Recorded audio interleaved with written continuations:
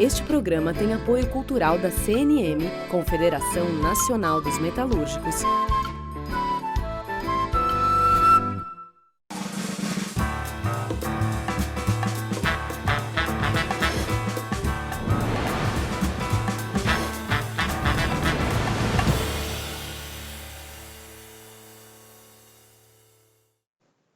Olá, está começando mais um Entrevistas com o entrevistado na casa dele e o entrevistador na minha casa, de acordo com o que determinam as autoridades sanitárias.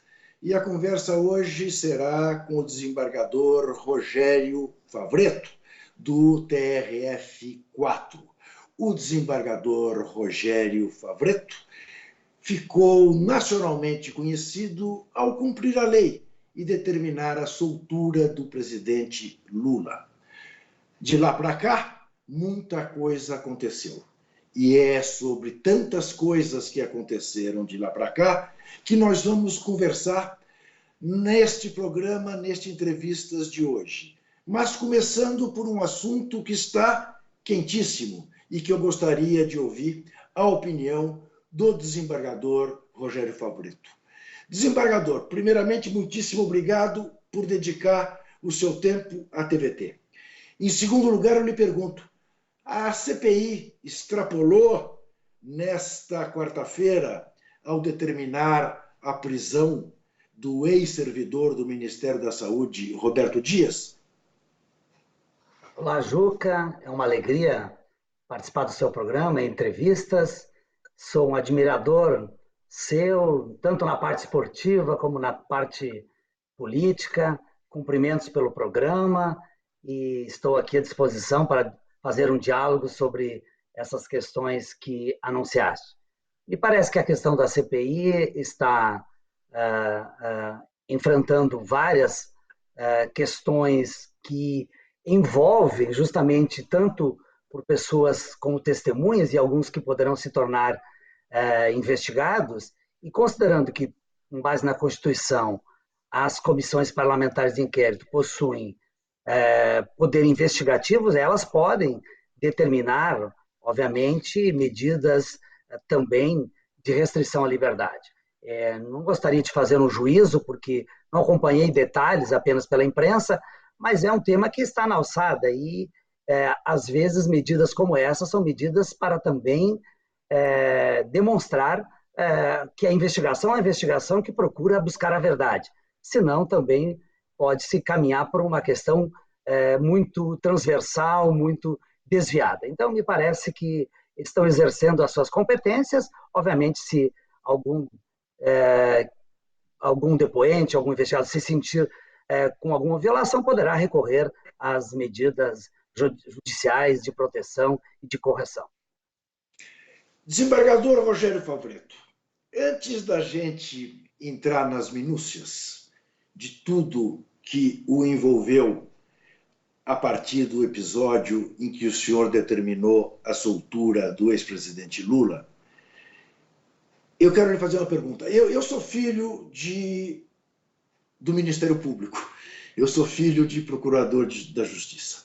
Meu pai foi promotor de justiça durante muitos anos. Em que medida a situação de classe dos nossos homens da justiça, sejam os do Ministério Público, sejam os do Poder Judiciário, interfere nas decisões que são tomadas?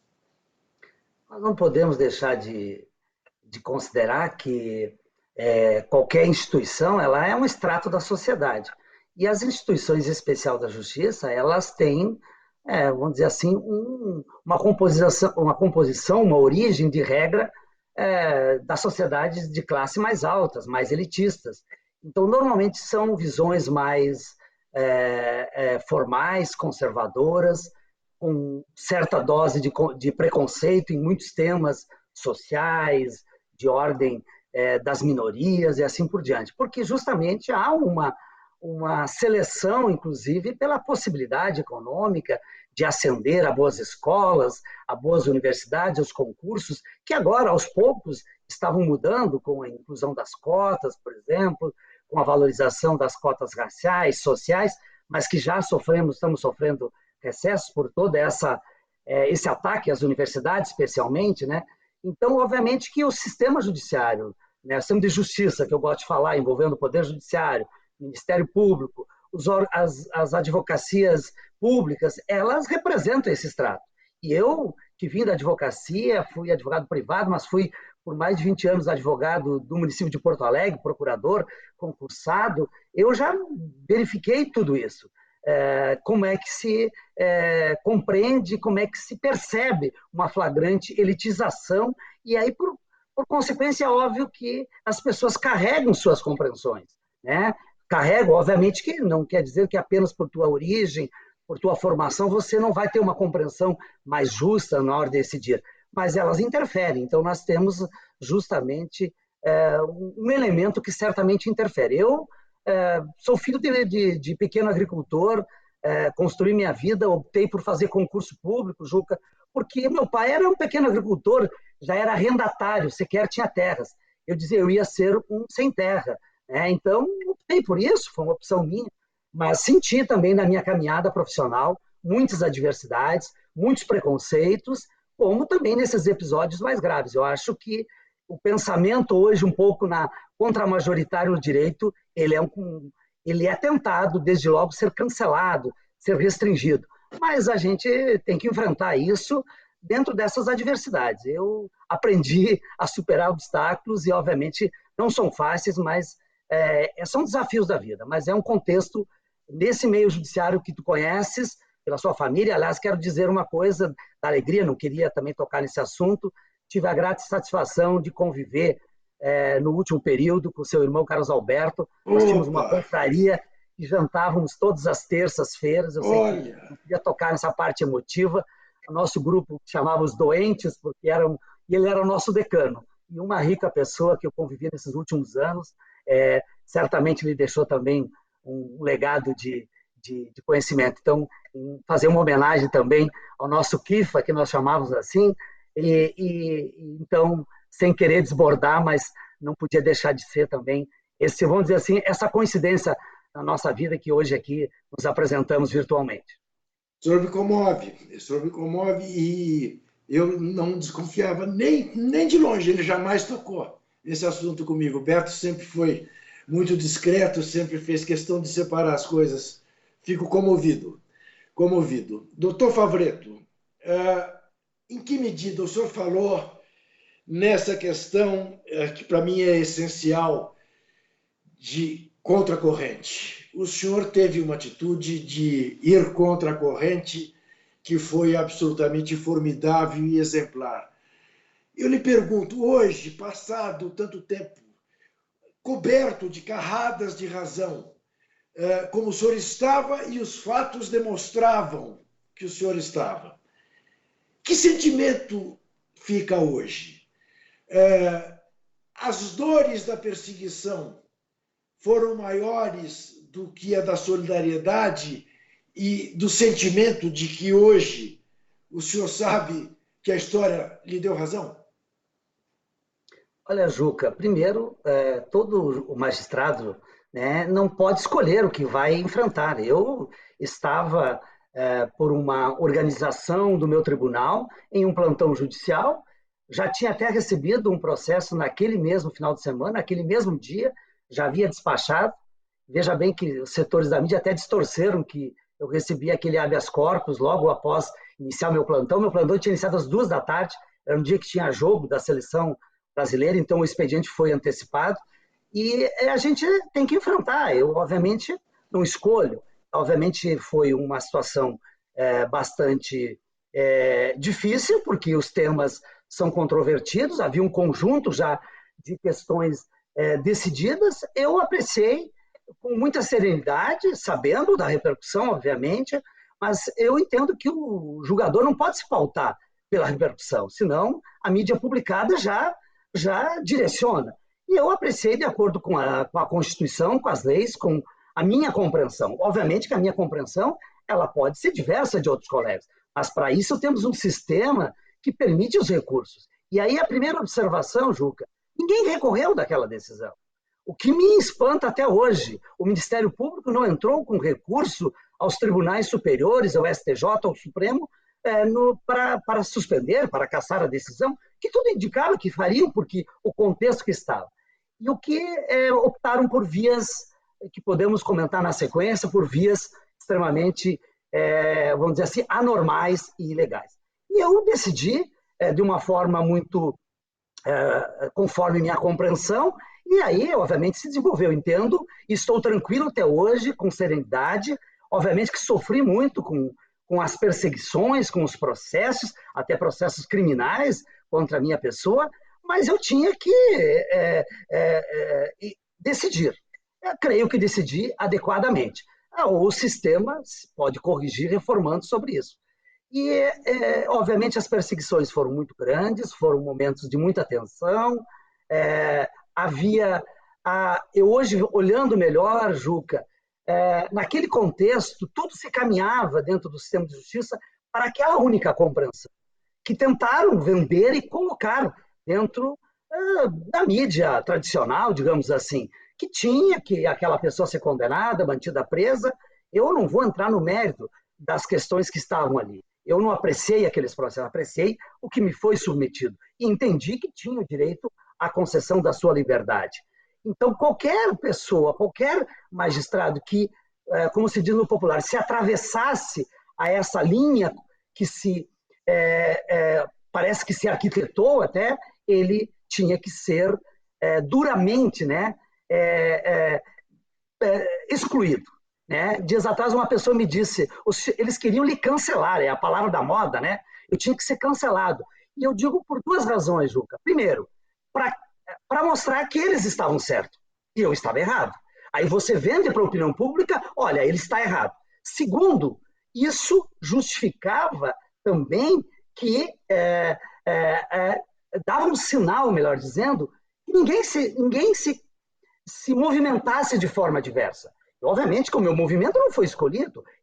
Eu recebi, como eu disse, uma decisão, um procedimento, um pedido de habeas corpus e apreciei dentro da minha competência. E aí sublinha-se, Juca, tanto o CNJ como o Supremo Tribunal Federal já disseram que eu estava com a competência, porque eu estava em plantão legal, era ato de apreciação em plantão, que diziam na época que não era, ambos os órgãos já disseram, era um ato de plantão, habeas corpus, de réu preso, e eu decidi com uma decisão fundamentada. E decisão fundamentada, ela é atacada por recursos, não por outros meios. Então, eu recebi nesse tempo, obviamente, nunca tive uma questão assim de rua, vamos dizer assim, de uma pessoa agredindo, tomei cuidado, sim, porque houve movimentos, inclusive próximo à minha residência, que era um condomínio, e que, obviamente, não teve maiores repercussões, tive que ter alguma segurança, que é uma coisa muito delicada e chata, né? Cuidados com a família, mas eu recebi muita solidariedade. E vou lhe dizer a palavra que me marcou, e acho que aí, Juca, bate com a tua pergunta. Eu até não entendia no começo. Todo mundo me dizia de regra, ou as pessoas me encontravam, me ligavam, elas diziam parabéns pela coragem. Aquilo não me parecia adequado, mas por que tanta ênfase para isso? Porque estava faltando pessoas que tivessem coragem de se contrapor àquela lógica que estava sendo desenvolvida, tanto no plano político, e aí pegando na minha parte no plano jurídico, no plano judicial. Então eu fui entender, na sequência, o quanto significou, o significado que teve um ato, uma decisão, que ela poderia ter sido reformada, né, ou não, e ela mostrou justamente que estava faltando muita coragem. Para mim, aquilo era uma coisa inerente, porque eu digo o seguinte, juiz que não tem coragem, ele não está preparado para isso. Ele passa a opção por outra profissão. É claro. Então, eu quero ainda, mais ou menos neste tema, na verdade, neste tema, que o senhor respondesse à advogada Valesca Teixeira Zanin, que tem uma pergunta a lhe fazer. Olá, Juca. Olá, desembargador Rogério Favretto. Eu gostaria de voltar um pouco no tempo e perguntar sobre um julgamento muito marcante da Lava Jato, ocorrido no TF4, na Corte Especial, onde o senhor foi um voto isolado, 13-1, e que parte praticamente da carta branca à Lava Jato para que ela praticasse todas as ilegalidades que hoje nós temos conhecimento. Eles entendem que a Lava Jato, por trazer problemas excepcionais, inéditos, poderia trazer soluções inéditas e, portanto, não precisava seguir o regramento geral. O senhor acha que se fosse hoje, aquela carta branca, aquele julgamento, aquele resultado seria diferente? Obrigada. Olá, doutora Valesca. Essa sua indagação remete justamente a 2016. Veja bem, naquele ano estávamos apreciando, no órgão especial do meu tribunal, um pedido de abertura de um processo administrativo disciplinar contra o ex-juiz lá que operava na 13ª Vara Federal de Curitiba. E ali, creio que foi muito grave aquela decisão. Não estávamos ali ainda decidindo se ele era imparcial ou parcial. Estávamos vendo se haviam elementos. E eu fui o único voto, foi 13-1. Né? E eu disse naquela época que ali estava, o lawfare já estava em curso, porque justamente ali estávamos com uma oportunidade de colocar algum freio àquilo, ou pelo menos o tribunal deveria, a corregedoria, sinalizar que, olha, havia algumas posturas do magistrado que elas não eram, no mínimo, adequadas. E aí, o importante é que agora, quando o Supremo decide, ou seja, quase 5 anos depois, a suspeição do mesmo juiz, os 5 fatos que o Supremo decide, um é aquele mesmo fato. Foram as gravações ilegais da então presidente Dilma com o ex-presidente Lula, foi a divulgação dela inadequada, sem competência, né, que gerou aquela desculpa esfarrapada, e era esse o fato que nós estávamos apreciando naquele momento. E eu entendi que ali era motivo para abrir um processo administrativo disciplinar, porque havia, além daquilo, um conjunto de manifestações na época do então juiz que se associava muito ao atual governador hoje de São Paulo, em eventos políticos, sinalizando, e eu até disse no meu julgamento, ora, um juiz que está se posicionando politicamente com o presidente, que era o presidente do PSDB à época, que era o partido opositor ao governo, então, não é uma postura adequada, é uma postura que tem uma opção já política, e isso também reforçava os elementos para abrir.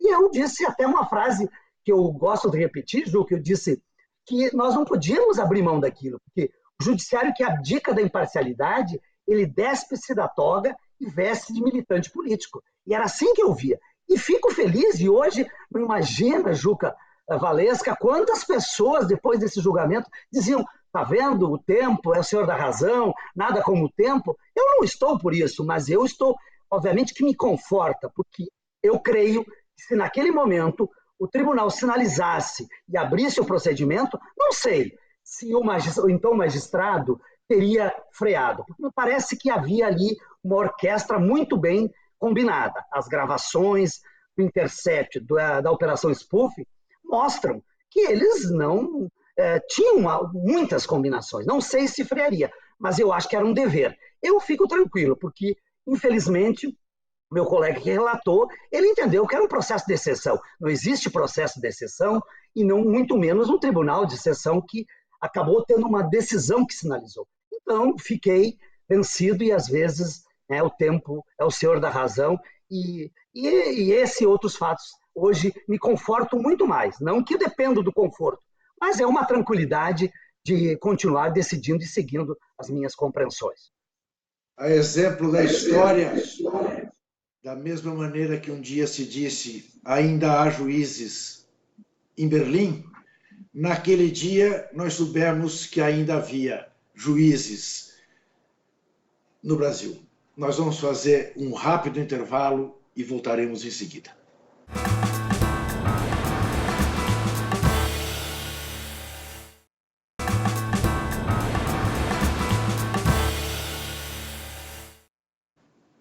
Eu converso com o desembargador Rogério Favretto, do TRF-4, o homem que mandou soltar Lula, e tinha razão, o homem que votou contra os excessos da Operação Lava Jato, e tinha razão, o homem que fez com que o país parasse para pensar sobre os caminhos da justiça, nos caminhos do judiciário brasileiro. Doutor Rogério Favretto, o meu pai me dizia o seguinte, coitado, meu filho, procure evitar qualquer ação, participação na justiça. Se você puder, evite passar na frente do fórum. Mas mesmo como testemunha, se você puder não ir, não vá. Eu, hoje, quando penso nele, que morreu em 86, e morreu num assalto, morreu ao levar um tiro, o único conforto que me dá quando eu penso no meu pai morto é dizer, ele não teria sobrevivido ao ver quantas vezes o filho dele, no seu ofício de jornalista, foi processado por bandidos, por denunciar os bandidos. E essa é uma questão que me deixa muito preocupado, angustiado permanentemente. Como é que o senhor olha para o futuro, desembargador, no sentido de o cidadão poder ter a garantia de um julgamento justo? Eu vejo com muita preocupação, Juca. Veja, dias atrás participei de um debate e justamente falamos sobre qual é o papel do Poder Judiciário nesse ano, nessa temporada.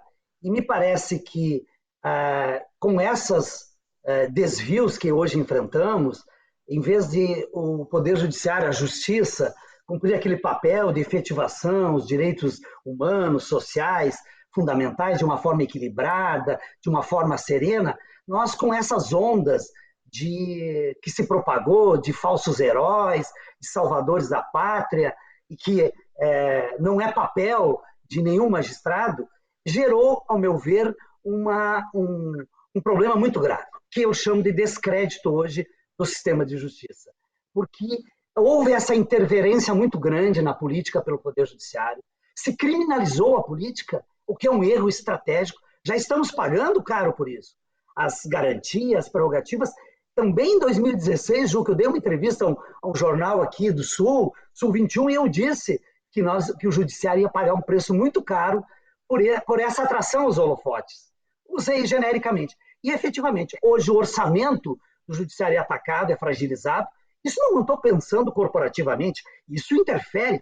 Nós não temos mais reposição de servidores hoje. Na Justiça Federal, que olha que a Justiça Federal sempre foi, vamos dizer assim, a justiça mais bem estruturada. Mas há um abalo por toda essa linha que se optou, uma linha punitivista, uma linha de pré-condenações. Mas o que eu vejo fundamentalmente com tudo isso é um descrédito, porque olhando agora para a sua indagação, Juca, como é que o cidadão enxerga isso? Vamos pegar um adágio popular antigo. Sempre que se tinha um debate, alguém sofria uma ofensa, entendia que alguém estava violando, sei lá, um vizinho que invadia a sua propriedade, uma divisa, vamos dizer assim, uma disputa de divisa, sei lá, ou qualquer problema de ordem familiar, o cara dizia assim, né? Normalmente levantava o dedo, vou te colocar na justiça. Eu pergunto, será que esse cidadão hoje ele acredita que essa justiça vai conseguir compreender o seu direito? Obviamente que a grande maioria dos juízes são extremamente comprometidos, dedicados, laborosos, eu tenho essa compreensão. Mas esses desvios, esses falsos heróis que se propagou no Ministério Público e no Judiciário, eles levaram descrédito. Veja bem, como é que um cidadão vai dizer assim, mas veja bem, aquele falso herói até pouco tempo, agora é um juiz suspeito. Mas será que o meu processo, o juiz é suspeito? Será que o juiz ele tem condições adequadas? Veja bem o grau de instabilidade que se levou. E aí o Judiciário é culpado sobre isso. Os órgãos falharam, os órgãos correcionais falharam de não agir. Não estou falando só desse caso. É comum vermos aí. Veja bem, eu fui processado, Juca, porque eu decidi. Se não era a melhor decisão, como eu disse, o Ministério Público não entrou com recurso. Entrou com pedido. No final da tarde, o presidente do meu tribunal, que não tinha competência para dirimir conflito entre dois desembargadores, com base na lei do mandado de segurança, que não é para isso, mas não recorreram. Então, como eu fui... Aí nós vemos toda hora alguns magistrados participando de manifestações contra e a favor de determinados políticos, e não se tem um procedimento mais correto sobre isso, mais eficiente. Então, o CNJ, por exemplo, que é o órgão que foi concebido adequadamente, eu falo com muita propriedade, Juca, eu trabalhei por 5 anos e meio no governo federal como servidor público cedido, e me acusavam que eu participei do governo, eu era um servidor que exercia alguns cargos, servidor do município que fui cedido ao governo federal de 2005 a 2010. E exerci por 3 anos e meio a Secretaria Nacional de Reforma do Judiciário no Ministério da Justiça. E trabalhamos muito com o CNJ, com o Conselho Nacional do Ministério Público e outros órgãos, todos os poderes. Mas acho que esses órgãos falharam. O CNMP nem fala do Ministério Público. O CNJ deveria focar mais não no varejo dessas questões pontuais, e sim em políticas, para que houvesse um realinhamento e a busca de um pouco mais de serenidade, de postura, para que o judiciário decidisse de acordo com aquilo que está nos autos, não pautado. Eu disse, Juca, há uns 2 anos, 3 atrás, não foi antes desse episódio, porque esse episódio do habeas completa 3 anos hoje, casualmente, né? Hoje, 8 de julho, não sei quando vai ser veiculado, mas não na nossa gravação. Mas, hoje mesmo. Hoje mesmo. Então, hoje, coincidentemente, completa hoje. Não escolhemos e foi coincidência. Eu dizia para uma turma de magistrados que estavam enfrentando o curso de preparação, que já aprovados, que eles certamente estavam muito preparados, estavam estudando, estavam conhecendo a legislação, a jurisprudência, muito mais que a gente que já está lá mais cansado e um pouco, às vezes, superado. Mas que eles tinham que estar preparados, porque quando eles chegassem na sua jurisdição, iam enfrentar um fato, e no mesmo momento, algum órgão de comunicação, algum jornalista, não tem nenhum demérito aqui, estou falando contigo, obviamente, mas poderia já dizer, olha, fulano tem que ser preso, tem que ser condenado. E eles tinham que ter a capacidade e a firmeza que eles iam desagradar alguém. Aliás, qual a decisão que não vai agradar? Normalmente são 2 partes. Eu brinco que nem na conciliação todo mundo sai satisfeito. Então, o papel é esse, mas obviamente que se perdeu muito. Eu acho que o preço que estamos pagando é muito alto. É um descrédito que deverá ser recuperado e eu acho que levará muito tempo. Hoje, verifica-se que um conjunto de leis no Congresso estão justamente atacando aquilo que me preocupa, que é as prerrogativas dessas funções. Em que medida, desembargador Favretto, a TV Justiça colabora para essa espetacularização do judiciário? Eu confesso ao senhor que eu fico dividido. Eu tinha essa discussão com meu pai. Meu pai dizia, juiz para nos autos. Havia quem, entre os promotores de justiça como ele, diziam, não, Carlos, não. Nós temos uma função pública, precisamos prestar esclarecimentos ao público. Qual é o equilíbrio aí entre o prestar esclarecimentos ao público e o falar dos autos? Na verdade, se nós seguíssemos a lei orgânica da magistratura, que é antiga, já resolveríamos, mas é difícil a compreensão. Eu também me divido, Juca, porque eu acho que essa questão ela enfrenta dois princípios e teriam que ser balizados. O princípio da transparência, da publicidade, que ela é com a publicação das decisões, e o Supremo inovou, eu acho que é positivo, à medida que permite que conheçam, mas também a espetacularização, ela acaba distorcendo, ela acaba puxando um pouco de vaidades, um pouco... Veja bem, o Supremo normalmente tem, às vezes, 5, 10, 11 votos, quando bastaria um relator ter o voto e fazerem... Aliás, às vezes criticam quando um ministro diz que acompanha o relator ou a divergência com pequenas considerações. Então, eu acho que é difícil encontrar esse equilíbrio, porque hoje já se consolidou isso, se reclamaria, se retirasse isso. Mas eu acho que o magistrado, a transmissão é uma questão, obviamente, que pode ainda ser controlada. Mas o magistrado ele pode até falar, dar uma entrevista, né? Eu, por exemplo, optei por um bom período não falar muito desse episódio, porque eu entendi que, como, inclusive, a minha decisão ainda estava sob júdice, haviam procedimentos que estavam apreciando, eu entendo que o juiz deve julgar sem nenhuma pressão das partes, sem nenhuma pressão de mídia publicada, né? Não a mídia, vamos dizer assim, que vai fazer o debate qualificado. Mas é difícil encontrar um ponto de equilíbrio. Nós devemos falar, obviamente. Eu acho que o magistrado, o membro do Ministério Público, vira público quando dá uma decisão, às vezes para esclarecer uma compreensão, já que nós somos muito, as nossas decisões são muito carregadas de um formalismo,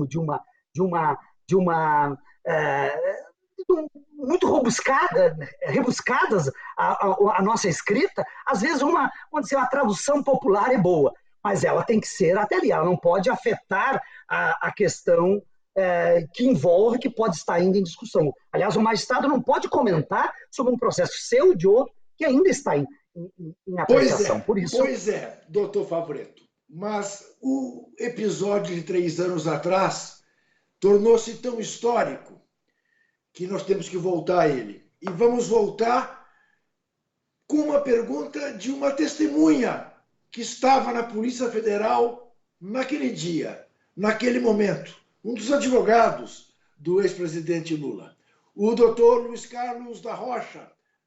Ele tem uma pergunta ao senhor. Eu fui espectador privilegiado daquela liminar que o doutor Favretto concedeu mandando libertar o presidente Lula, porque eu estava na Polícia Federal naquele dia, e quando o doutor Favretto ligou diante da renitência da polícia em cumprir a liminar, eu assisti a conversa do desembargador com o delegado desesperado, tomando um sabão do desembargador no telefone, porque ele não cumpria a liminar. Mas ali ficou claro para todos nós que existia um consórcio, um time, uma equipe formada pela polícia, pelos delegados da polícia, pelo Ministério Público, pela acusação e pelo juiz. Eu não sei se essa também foi a sensação que o desembargador teve a partir de lá de onde ele estava, no tribunal da 4ª Região. Aqui, para nós, a sensação que ficou foi essa. Eu agradeço a pergunta, doutor. Conhecido o doutor Rochinha, né? Um brilhante advogado. Doutor Rochinha, grande figura. Permite a liberdade, já o recebi, obviamente, em atuações profissionais no tribunal. Veja bem, Juca, eu volto a uma questão. Logo após que a minha decisão foi publicada, que a imprensa começou a divulgar, eu fui comunicado e o Ministério Público fez um pedido de reconsideração. Eu estava despachando esse pedido de reconsideração quando, inclusive, se veiculou num site aí muito antipático à minha pessoa, né? E que eu estava ligando à polícia. A primeira ligação que eu recebi foi do delegado plantonista. Ele me ligou e disse: doutor, estamos aqui e queria compreender melhor a decisão. Obviamente que a vontade era dizer: doutor, o senhor não tem que compreender, o senhor tem que cumprir. A decisão é um alvará de soltura, o senhor cumpre. E ele me perguntou, mas eu educadamente expliquei: olha, doutor, o senhor não pediu para reter passaporte, o senhor não pediu para...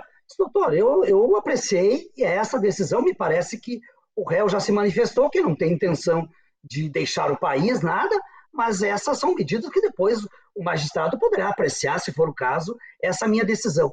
E aí a minha surpresa, Juca, ele me disse: o senhor viu a decisão na época, né, do juiz Moro? Eu não sabia, ele já sabia da decisão. Eu disse: como assim?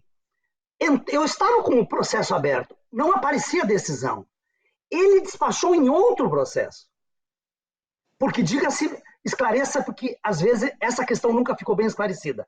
Esse ex-magistrado, Juca, doutor Rochinha, tinha 3 impedimentos para atuar.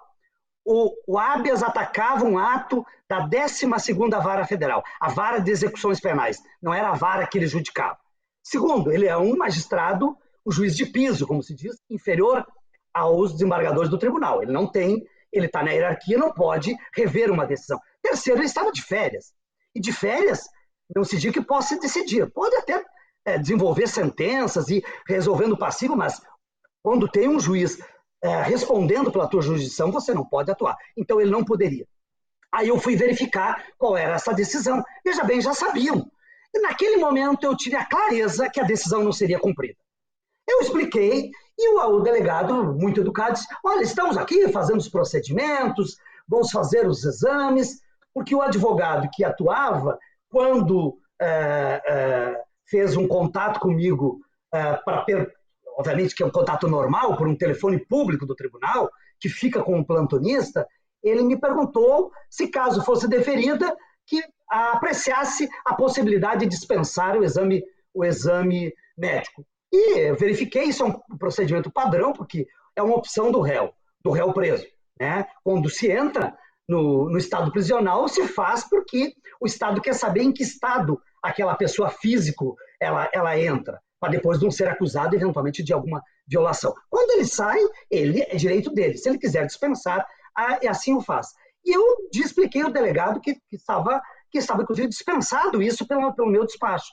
Mas, vejam bem, já sabiam de uma interferência do magistrado, então eu disse, aí aproveitei e despachei, no mesmo despacho que eu não acolhi a reconsideração muito educada do procurador da República, disse de passagem que estava de plantão, ele fez um pedido extremamente, com seus argumentos, extremamente pertinente sob a ótica dele, e, na sequência, eu já despachei, dizendo que a decisão não prevalecia, porque ele não tinha sequer competência. Veja bem, Juca, isso às vezes não ficou claro. Não era um ato da vara dele. O ato ilegal atacado pelo habeas era da 12ª vara, que era uma outra magistrada que operava naquilo. E eu despachei, mas a sensação, sim, que eu verifiquei ali, eu sim, mais tarde, depois de inúmeras petições e ligações dos advogados que não cumpria, falei primeiro com o magistrado plantonista do Paraná, que era ele que deveria acompanhar, estava acompanhando, pediu uma atenção especial, porque eu não tinha mais condições, eu já tinha decidido, feito 3 despachos, a minha decisão estava colocada, chegou um ponto que eu liguei ao delegado Ailson, eu liguei e expliquei para ele. E aí vem o absurdo, ele chegou a me dizer: mas doutor, o senhor não acha melhor ficar soltando e prendendo? Eu disse: bom, isso não é papel meu, eu decido se vai ser preso de novo, é uma decisão que caberá depois. Não, porque o meu chefe, que era o superintendente, que depois foi guindado ao chefe da Polícia Federal pelo ex-juiz e ex-ministro da Justiça, né, ele está conversando e tem uma sinalização que o presidente do tribunal vai suspender a decisão. Ou seja, eu vou aguardar.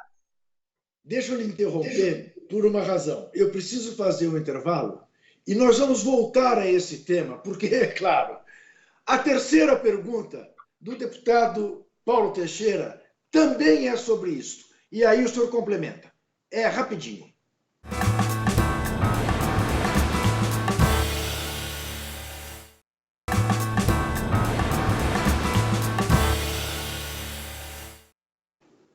Converso com o desembargador Rogério Favretto, do TRF4, e continuamos no assunto.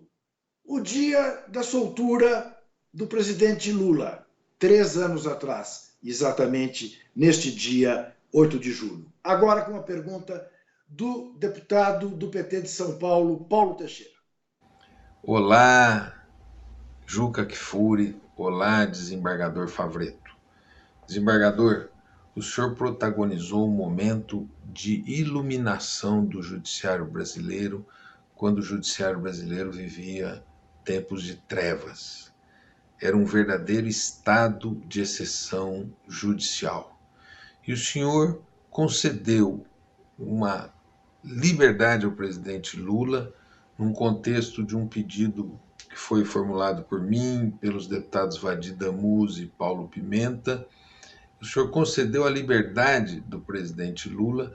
Isso me fez lembrar os juízes de Berlim que, diante da escalada autoritária, tinham coragem e cumpriam a lei. E se dizia deles: ainda há juízes em Berlim. Quando o senhor deu essa ordem, eu disse: ainda há juízes no Brasil.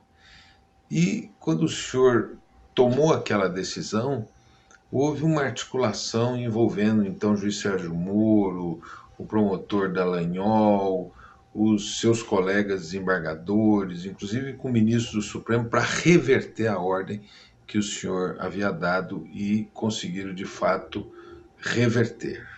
Eu gostaria que o senhor falasse desse dia que vai para a história do Brasil como um momento de trevas no judiciário brasileiro, como um momento do estado de exceção judicial, que só mais tarde foi revertido com a anulação contra o presidente Lula, que foi decidida pelo Supremo Tribunal Federal. O senhor podia falar um pouco daquele dia? Obrigado, nobre deputado Paulo Teixeira. Efetivamente, como disse, a repercussão disso, ela não é uma escolha minha, como não é escolha do processo, né? Obviamente que a gente, de antemão, algumas situações, se sabe que os fatos vão ter alguma repercussão. E eu digo que o juiz não pode ter temor de ser contramajoritário. Creio que a repercussão, o efeito, é porque se propagou, tanto na mídia, como também dentro do sistema de justiça, agora se verifica por algumas arquiteturas que envolviam a polícia, o Ministério Público e o ex-magistrado, um caminho que escolheram para conduzir os processos que envolviam o ex-presidente. Sem entrar no mérito disso, eu apreciei aquele pedido, que foi uma ordem, um pedido de habeas corpus, e decidi. Obviamente que foi um dia que teve alguma repercussão. Dias atrás, deputado e Juca, eu encontrei uma jornalista num evento e ela me disse: doutor Favretto, o senhor não imagina o quanto o senhor contribuiu para aquilo, porque todos nós que éramos da imprensa, que apontávamos que não era só aquela compreensão que estava se vendendo do ponto de vista judicial, Vossa Excelência mostrou que também tem gente que pensa o direito diferente, que o direito era colocado diferente. E eu disse, olha, eu até, às vezes, como não é o meu ramo, né, obviamente, eu disse, olha, e eu fui ver, veja bem, ele disse, olha, a contribuição que deste para isso. Bom, isso, obviamente, a gente não escolhe. Se isso integra a história, obviamente, porque há personalidades envolvidas, houve ilegalidades cometidas. Então, foi um dia de muita atenção, foi um dia que eu passei desde sexta-feira à noite estudando esse processo. Veja bem, Juca, uma coisa que me incomodou muito. Diziam que eu estava, que foi uma coisa tudo já pensada, porque foi decidido rapidamente. Eu meditei toda a noite, o sábado o dia inteiro, sábado à noite, e a decisão foi concluída no domingo de manhã. E aquele domingo, assim que foi, eu ainda tomei todos os cuidados, Juca, para que não houvesse um vazamento, né? Liguei ao servidor que iriam lá do plantão de Curitiba para que tivesse todo o cuidado, mas obviamente que logo teve, nem vou discutir isso, o vazamento. Então foi um dia de muita atenção, porque eu começava a receber ligações, a imprensa querendo conversar, e eu, ao mesmo tempo, vários pedidos, porque não estava sendo cumprida. Como eu referi, um pedido de reconsideração, tive que despachar a decisão atravessada pelo magistrado incompetente, né? Incompetente e parcial, né? Hoje já reconhecido, e fiquei até o final da tarde trabalhando nesse processo. Eu fui parar às 4h30 da tarde, me desloquei até a casa da minha mãe para afilar um prato de comida arrequentado, porque eu não consegui almoçar. O meu telefone, eu atendi assim, algumas ligações, depois não consegui mais. Me lembro que a última ligação que eu atendi, da pessoa, e eu guardo isso, e é importante registrar aqui, professor Celso Antônio Bandeira de Mello, meu mestre, minha referência no direito administrativo em várias questões. Ele me ligou, para dizer que ele e a professora Veide estavam me parabenizando pela decisão, pela coragem. Logo depois, meu telefone ficou inviabilizado, porque foi divulgado por algumas pessoas indevidamente, e se contrataram aí esses hackers para ficar fazendo ligações. Eu recebi em 3 dias mais de 15 mil mensagens, né, inclusão em grupos, para inviabilizar o uso do meu telefone. Meu telefone eu tive que colocar no modo avião, né, para poder usar a agenda.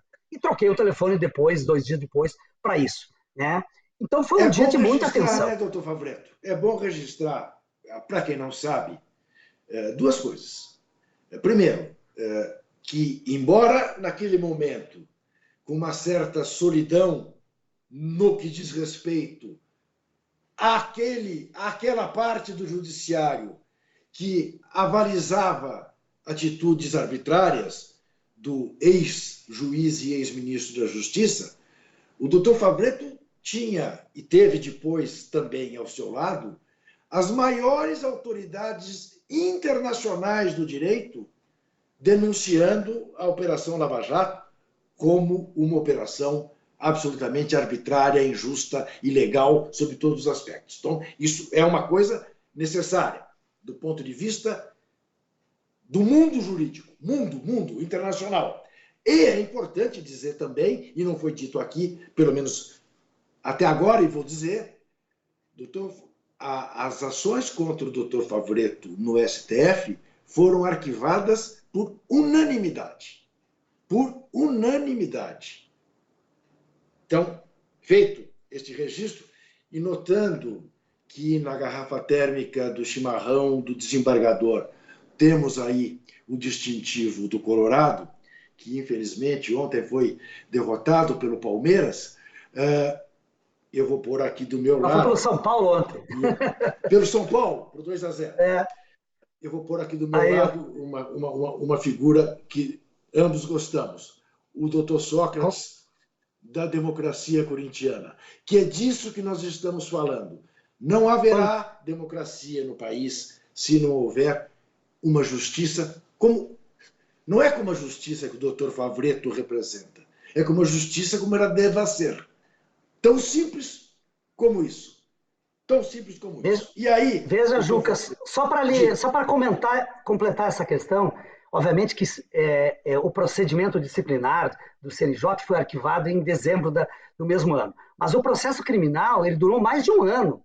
Ou seja, é difícil para quem tem que decidir todos os dias questões difíceis, parece que tu tem uma espada sobre a tua cabeça.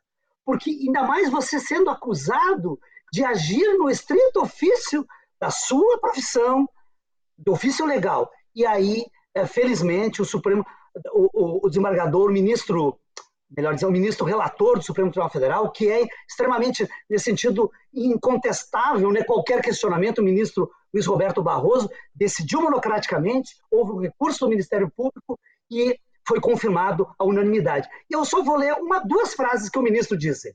Veja bem, ele disse assim, que o desembargador estava no exercício de quando deferiu o pedido liminar, pois havia sido regular e previamente escalado para o período de 4 a 18/7, conforme escala de plantonistas para o TRF4.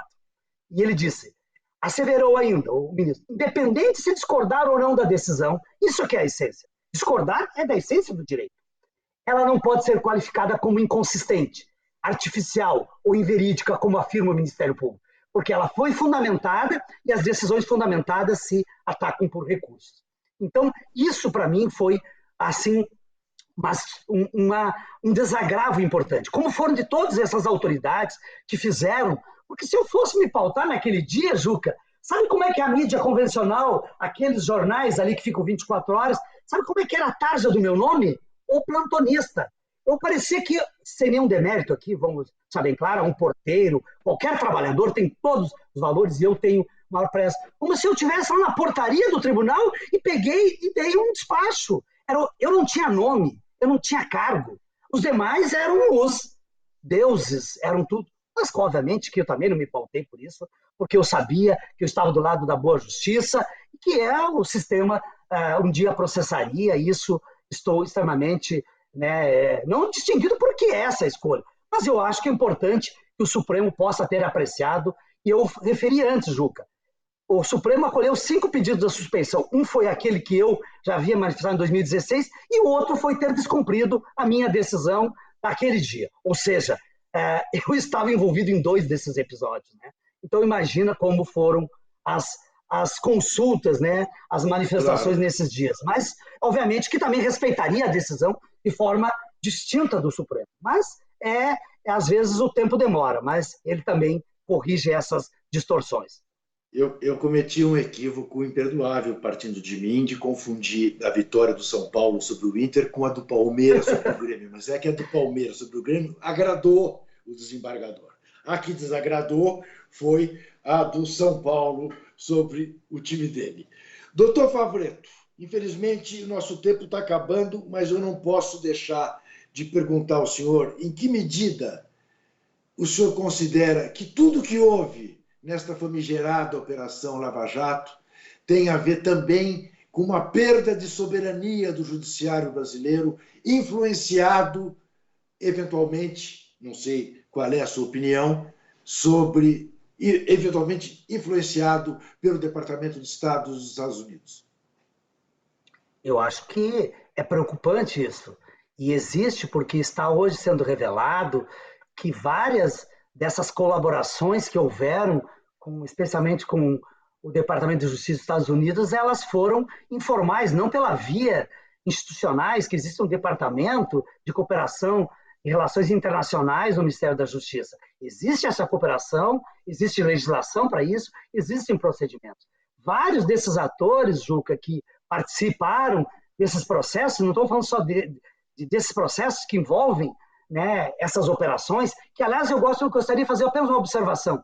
Eu não gosto nem de chamar mais o nome dessa operação, porque se comete um grande erro. Desde quando que operação tem personalidade jurídica?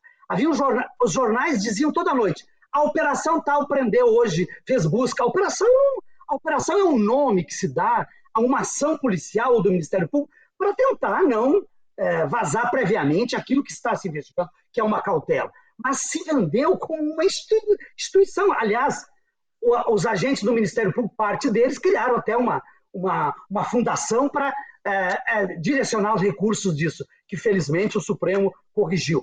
Mas eu digo sobre essa questão, e eu estava dizendo, até me desviei, mas quero falar duas questões sobre isso. Primeiro, vários desses operadores, desses agentes que atuaram, foram treinados, foram preparados, foram orientados por órgãos da Justiça dos Estados Unidos, daqueles departamentos. Então, hoje está evidente que havia alguma compreensão, e é muito grave a violação da soberania. Juca, eu enfrentei, há pouco tempo, e posso falar porque já foi julgado, não no plano, nem fui o relator, foi uma colega minha, da minha turma, um julgamento sobre as ações de improbidade que envolve também esses desvios lá e esses atos de corrupção que houveram, o tamanho não se sabe, envolvendo a Petrobras. E um deles foi anulado o acordo de cooperação, porque o Ministério Público fez acordo de cooperação no plano penal, ele tem competência, e ele fazia acordo de leniência, que é aquele na parte da recuperação civil. E ele não tem legitimidade, porque inclusive das 10 medidas de combate à corrupção, aquelas malfadadas que não foram aprovadas, felizmente, elas buscaram legitimidade para o Ministério Público, ele não tinha. E ele fez sorrateiramente esse acordo. E a União questionou, o governo federal questionou, disse, não, aqui o dinheiro é da União, eu que tenho que dizer se esse valor está adequado. E nós anulamos um acordo no tribunal, a minha turma, unânime, e na época eu disse. E aí eu queria lhe contar um detalhe. Estava lá no acordo, não era em nota de rodapé, uma cláusula. Parte do valor recuperado ia para o Departamento de Justiça dos Estados Unidos e outra para o Ministério Público da Suíça. Ou seja, estavam se pagando uma comissão, não sei a que título, de colaboração, de auxílio. Veja bem, o dinheiro que se num ato de corrupção você recupera, ele tem que voltar para o Estado, para onde ele foi indevidamente retirado para ser recomposto, e não usar para outra finalidade. Então, é evidente que se violou o princípio mais elementar, que é a soberania de um Estado nesse sentido. E, infelizmente, esse caminhou por isso, é muito desagradável, mas creio que estamos retomando um pouco do bom curso disso, tenho uma grande esperança. Alguns entram para a história, saem do judiciário e entram para a história. Outros vão para a lata do lixo da história. O senhor está entre os que entram para a história com H maiúsculo. Os outros nem é preciso dizer. Lhe agradeço muitíssimo por essa entrevista tão esclarecedora. Lembro, quem nos vê, que quinta-feira que vem, 21h30, estaremos aqui na TVT de São Paulo. Terça-feira, 21h30, na TVE da Bahia. E lembro também, e o doutor Favretto é uma prova viva disso, que desesperar jamais. Este programa tem apoio cultural da CNM, Confederação Nacional dos Metalúrgicos,